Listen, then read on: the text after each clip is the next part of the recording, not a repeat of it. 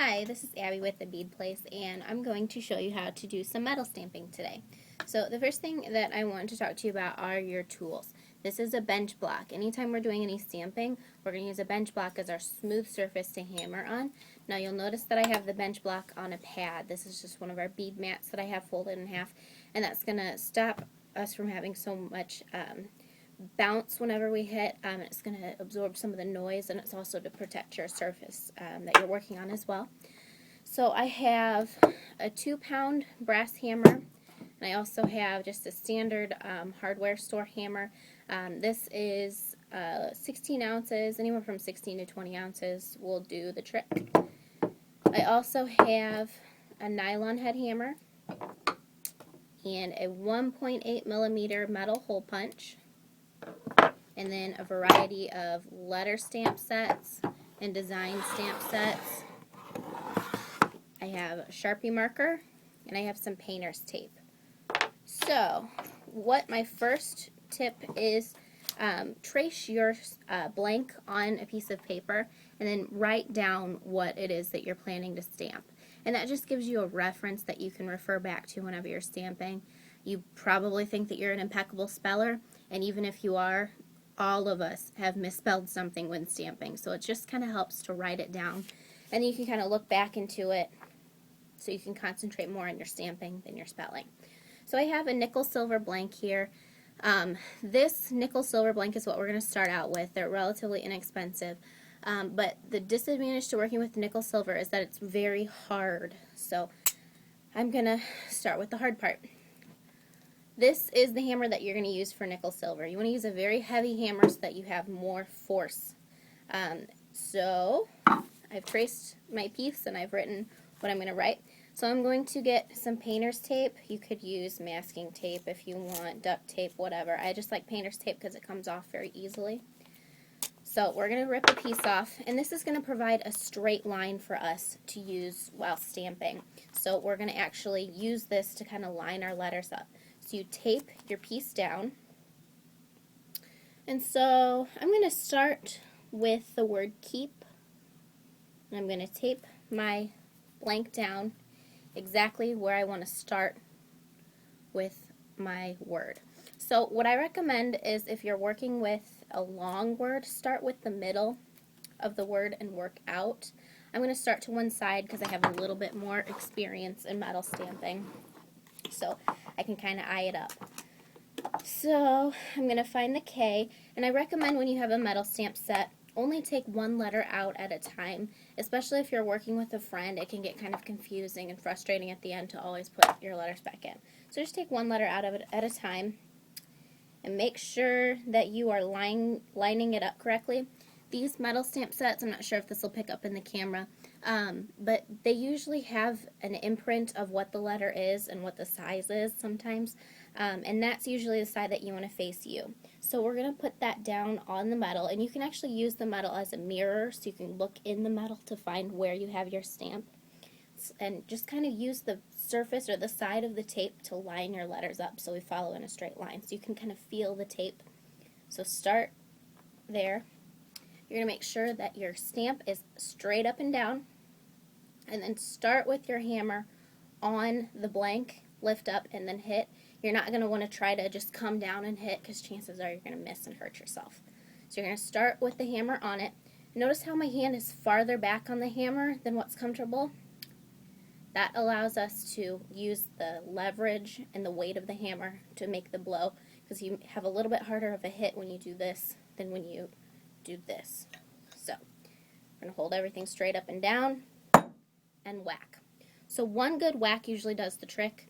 If you feel uncomfortable with one good whack, you can kind of give it a couple taps, but you'll notice that you might shadow. And shadowing is a word used to describe when you have two metal stamps in your metal. One's usually a little lighter than the other, so that it just happens whenever your stamp skips. So I'm going to go to my next letter, which is an E, and I'm going to make sure that I'm holding it the correct way. I'm going to line it up. And so I'm going to demonstrate the tapping method now. This is something that you only want to use if you're not comfortable giving it one good blow. So you're going to hold it, and notice how my pinky is down on the bench block. That's to stabilize the blank so it's not hopping all over the place. So notice how my letter never left the surface of the metal. So I'm going to use the E again. And then I'm going to find the P.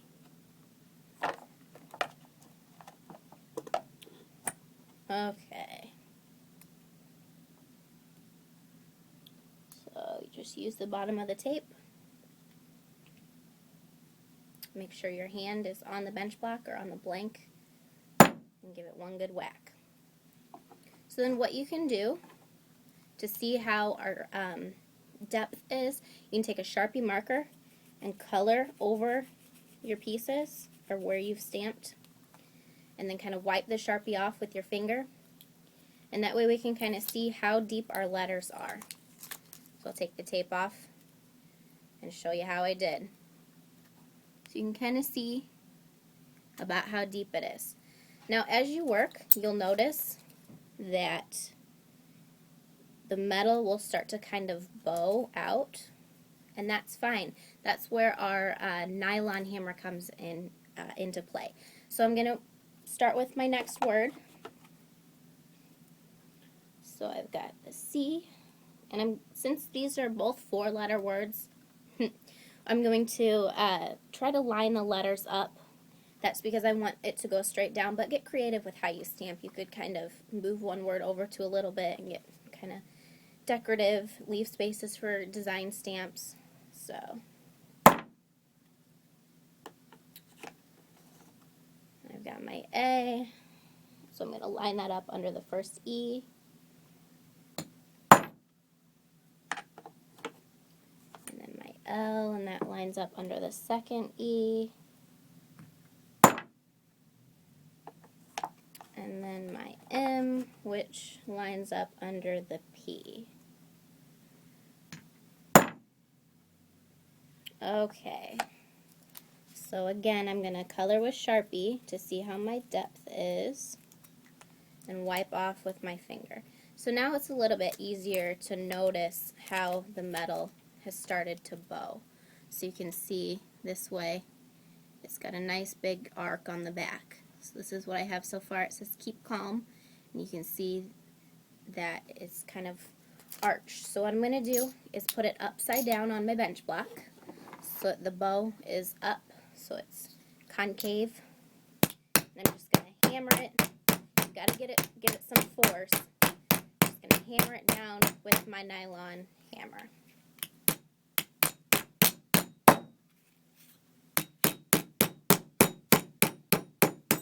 Notice how I'm kind of letting the hammer bounce. That's going to prevent pain in your wrist and forearm, and it's also going to transition the blow a little bit more evenly, and it's going to do more work quicker than if you're just going like this.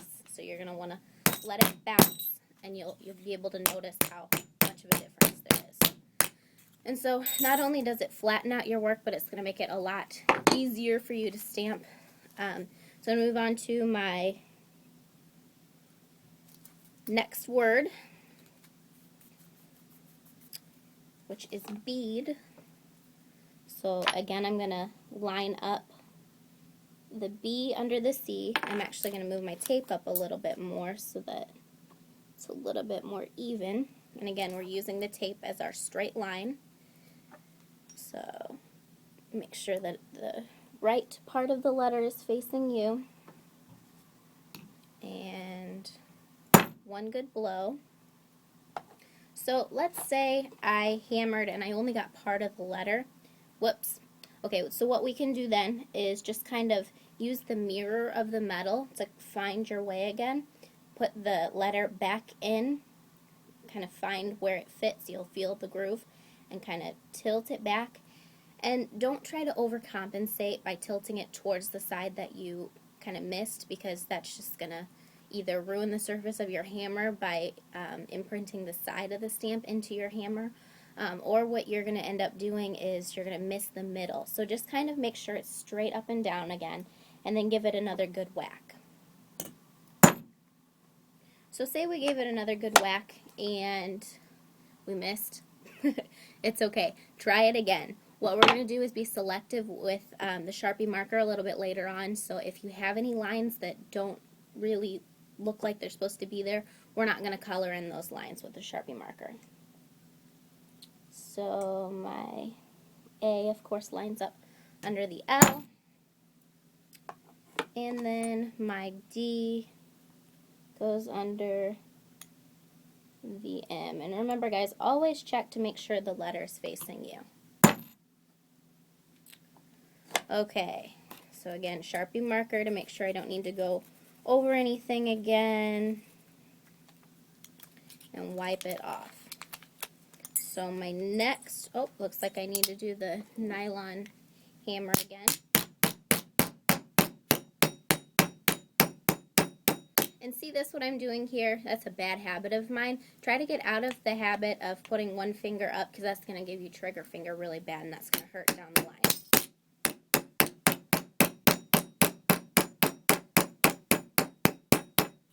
Okay, so I've evened it out a little bit. I'm going to put my tape back on for my last word, which is on, and I'm going to keep that in the center. So I could put it off to the side if I wanted, but I'm just going to use the E and the A of my bead word to line it up. So I'm just going to place it under the E. Remember, guys, one good whack. Oh, I shadowed a little bit on that, but that's okay. It's going to look artistic. It's a design feature. That's my little joke. So then I've got the, what letter is this? Should be an N. Yep, it is. Okay. So that's going to go under the A and one good whack. Okay, so I am done with my letters on this one. And I'm going to move on to a design stamp. Now the design stamps are a little bit harder. So if we're working with brass or copper or sterling silver, I still am going to recommend using the 2-pound hammer, just because there's fine lines and they're a little bit harder to get all of the lines. Oh, see, there's my pointer finger going again. Okay, so let me pick a design stamp here. We've got butterflies and hearts and spirals, swirls, fleur-de-lis, all kinds of cute ones. So I think I'm going to go with, oh, let's do a fleur-de-lis. Okay, so sometimes the design stamps can be a little tricky because they aren't always going to have that little image. So you kind of have to just take your best guess at whether or not it's lined up perfectly. But you can use that mirror on the metal trick that I like to use. And so to make that work a little bit easier, you can use your micro buffing pads to shine up a certain spot on the metal, so it's a little bit more reflective. So I'm just going to shine it up a little bit here, and then use my finger to stabilize the blank, or I could put it back under the tape. That's actually what I'm going to do because I still have a little bit of a bow here. So I'm going to tape my blank back down and make sure that I am lined up appropriately and give it a really good whack. Make sure it's straight up and down. Oh, I kind of missed, but that's okay. So here's real time what happens when you have a shadow. What we're going to do is kind of line it back up in, and you're really lucky if you get it perfect again. I usually don't, but that's just the art of stamping. So like I said, don't tilt to overcompensate. Just make sure it's straight up and down and give it another good whack. Okay, I actually got it. So luck is with me tonight. So we're going to color it and wipe it off. I'm going to color it one more time. I wiped a little bit too much out of it. And hopefully this shows up in the video so you can actually see what we did there. Got a little bit of a fleur-de-lis. and a nice cute pendant that says keep calm and bead on. So what I usually do is another once over with the Sharpie, but my letters are pretty deep, so I don't feel like I need to do that. So you're just going to turn it upside down and give it your final wax with the hammer.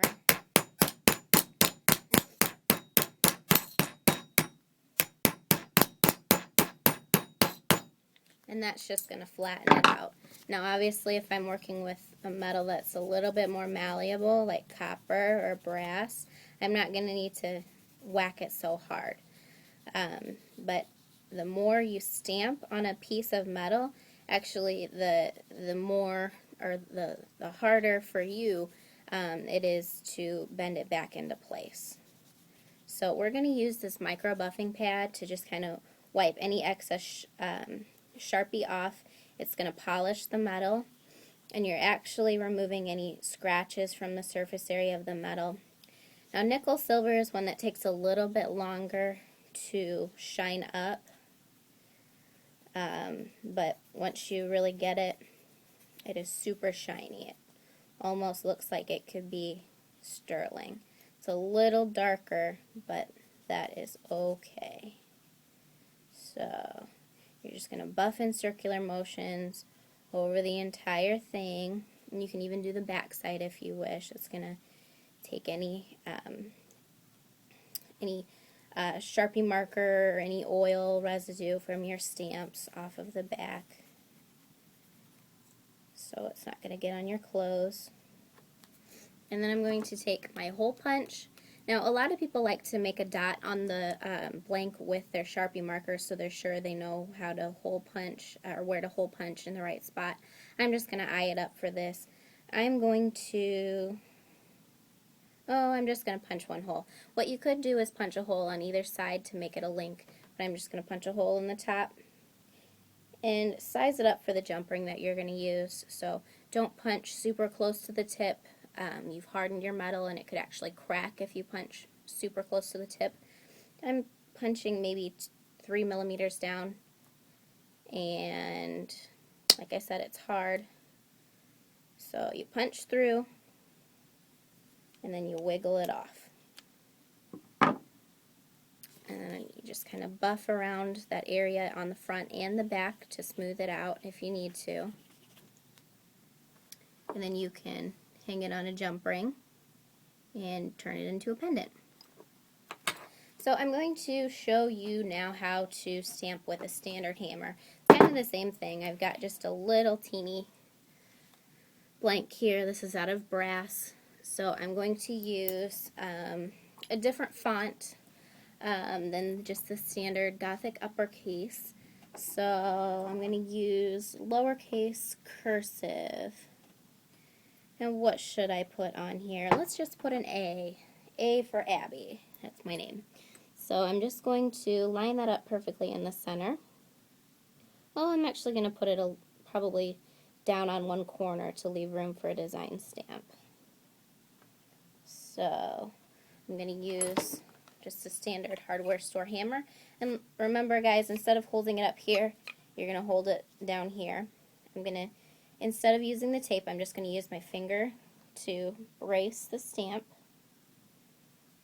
and start with the hammer on the metal or on your stamp and give it a good whack. And see, I didn't have to whack as hard to get a very deep impression. So I'm going to color that with a Sharpie so you can see it a little better. And wipe it off with your fingers, or if you don't like getting your fingers messy, you could use the Pro Polish pad. But you see I have a nice little A there in the corner. So, I broke one of my rules for stamping. I didn't put the blank back in after I took it out. So I'm going to put a little design stamp in there. What should I do? Oh, I'm going to do one of the hard ones. So this is a leaf stamp, and that has a lot of little fine lines. So even though I'm using a brass blank, I still am going to use my 2-pound hammer just because I'm doing a design stamp. So I'm going to line up the work exactly where I want it to go. and start with your hammer on the stamp, lift up, and give it one good whack. So I'm going to show you before, and then I have a little bit of a shadow here. I don't know if it was a scratch from that was on the metal before or if I actually did it with my stamp, but I'm actually going to be kind of selective with where I'm doing the Sharpie marker. You could use a fine tip Sharpie and just trace your lines if you'd like. Otherwise, just blot little dots and avoid the areas that you don't want to show up. So that's what I'm doing right now. Okay, and then one thing that I always forget to do is if you have an area that you're trying to avoid, don't wipe the Sharpie in that direction, because if it's not dry yet, you're going to end up wiping the Sharpie into that little hole. So just use your fingers and just kind of buff in the direction away from what you're trying to avoid. And then I'm going to take my polish pad in there and work in a circular motion and get any extra marks off. And sometimes if you press too hard with the buffing pad, you can end up wiping the Sharpie out of the indentations that you've made with the blank. If that happens, it's no big deal. Just go back over it with your Sharpie marker. And it will turn out just fine. So I'm going to try to get this close to the camera so you can see that I was just kind of selective with my Sharpie. And I'm actually going to go back in and darken up some of the areas that I rubbed a little too hard. And wipe that off. And then since this blank is actually it's like it has a little bezel. I don't know if you can see that in the camera or not, but it has like a little, well, let me focus it in this area right here where I'm showing you. Here we go. So it has a little bezel. You have to be careful whenever you're reshaping it. So just tap very lightly so you don't flatten the bezel out.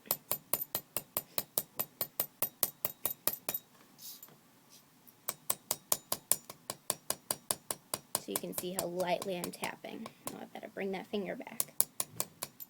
Okay. So one more hit with the Sharpie over that little leaf charm. And I have a nice little pendant. So, thanks for watching my video on stamping. If you have any more questions about stamping, you can hit us up on our Facebook page, facebook.com/thebeadplace, or on our website at beadplace.net. If this was a fun video for you to watch and you think it's something that you'd like to get into, we stock all the supplies that are required for making stamped jewelry, and we also offer a class on stamping that's a little bit more in depth about stamping than what we talked about tonight. So thank you for watching and have fun.